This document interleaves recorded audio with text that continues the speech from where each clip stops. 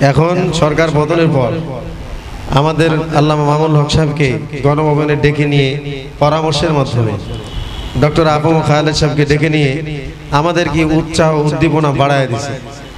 এজন্য আমি সকল উলামায়ে কেরামের প্রতি একটা আবেদন করব এবং যারা খতিব আছেন, ওয়ায়েজ আছেন, তারা প্রত্যেকেই মসজিদের মিম্বারে এবং বয়ানের মঞ্চে বাংলাদেশ খেলাফত মজলিসের ব্যাপারে, যুব মজলিসের ব্যাপারে এবং মুসল্লিদের ভিতরে যারা ইয়াং জেনারেশন আছে তাদের সাথে পার্সোনালি হোক, যেভাবেই হোক কথা বলে যুবকদেরকে যুব মজলিস সংগঠনে যোগ দেওয়ার জন্য আমরা পরামর্শ দেব।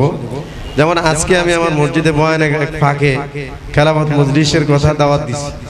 দাওয়াত দেওয়ার পরে বয়ানের পরে কিছু যুবক আমার সাথে এসে সাক্ষাৎ করছে, তারা সদস্য হবে আলহামদুলিল্লাহ। তো এই জন্য এখন তো মিম্বারে কথা বলতে বাধা নাই নাকি? এখন মসজিদে কথা বললে, খেলাফত মজলিসের কথা বললে চাকরি যাবে, মামলা হবে।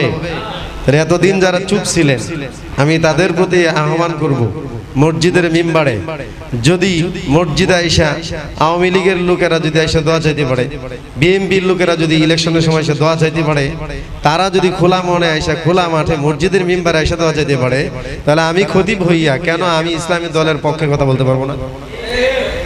এজন্য আমি বলবো আপনার 1 ঘন্টা বা আধা ঘন্টার বয়ানের ভিতরে অন্তত 1 মিনিট যেন দাওয়াত থাকে যে বাংলাদেশ খেলাফত মজলিসে যোগ দিন। সব দলের কিন্তু যে সমস্ত ইসলামী দল আছে বাংলাদেশে, জমিয়ত বলেন, তারপরে ইসলামী আন্দোলন বলেন, জামায়াত ইসলামী বলেন, তাদের থেকে আমার ধারণা, ব্যক্তিগত ধারণা, বাংলাদেশের যুবক ইয়াং জেনারেশন জেনারেল সবাই সব থেকে বেশি পছন্দ করে, মহব্বত করে আল্লামা মামুনুল হক সাহেব।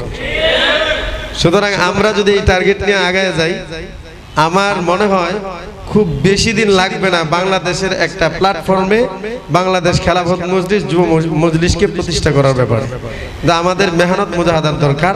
আমি সবার প্রতি কোনো আরেকটা কথা বলি, এটা না বললে নয়, পদ, এই পদের জন্যই যত আমাদের মৌলভীগঞ্জ ঝামেলা হয়। মুখ দিয়ে বলি আমার পদের লোভ নাই, কোরআনের আয়াত পরিবাদ আছে মুবি হাবরিল্লাহ জামিয়া ওয়ালা তাফাররাকু, কিন্তু পদ যদি না পাই তাহলে আর কোনো মিটিংয়ে যাই না। এরকমটা আছে না নাই?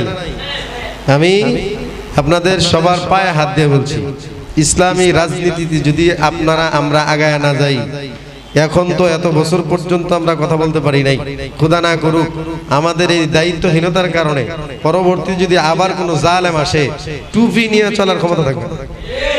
কারণ এখন যা করতেছেন সবাই তো খোলা মনে করতেছেন, এগুলো তারা কিন্তু নোট করতেছে, বসে থাকে না, তারা কিন্তু নোট করতেছে যে তাদের পতনের পর কারা কারা বেশি লাফাইতেছে।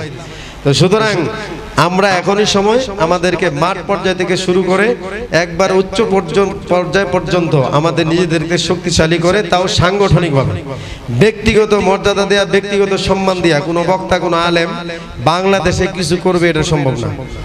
এজন্য সাংগঠনিকভাবে আমাদেরকে আগায় যেতে হবে। যাদের মাদ্রাসা আছে, মুহতামিম সাহেব আছেন, যাদের বড় মাদ্রাসা দাওরা হাদিস পর্যন্ত, ইফতা পর্যন্ত আছে, সেখানে সরে ব্যাখ্যা থেকে শুরু করে দাওরা হাদিস পর্যন্ত, ইফতা পর্যন্ত বড় বড় ছেলেরা যারা আছে তাদেরকে যুব মজলিসে যোগ দিতে বলেন, তাদেরকে ছাত্র মজলিসে যোগ দিতে বলেন, এবং যারা বড় আছে মুসল্লিদের ভিতরে তাদেরকে বাংলাদেশ খেলাফত মজলিসে যোগ দিতে বলেন। আমি আগেই বলছি, আবার বলছি, পদের জন্য কাজ করব না, যে ভালো কাজ করব তারপর আমাকে থানা থেকে, জেলা থেকে কেন্দ্রীয় নিয়ে যাবে, এই আশায় আল্লাহর রাস্তে কেউ কাজ করবেন না। তাহলে আপনার ইখলাসের ঘাটতি আছে। আপনি কাজ করেন সংগঠনের জন্য, ইসলাম প্রতিষ্ঠা করার জন্য, দিন প্রতিষ্ঠা করার জন্য, আপনার কাজের ফলেই তো আপনাকে আগায় নেবে।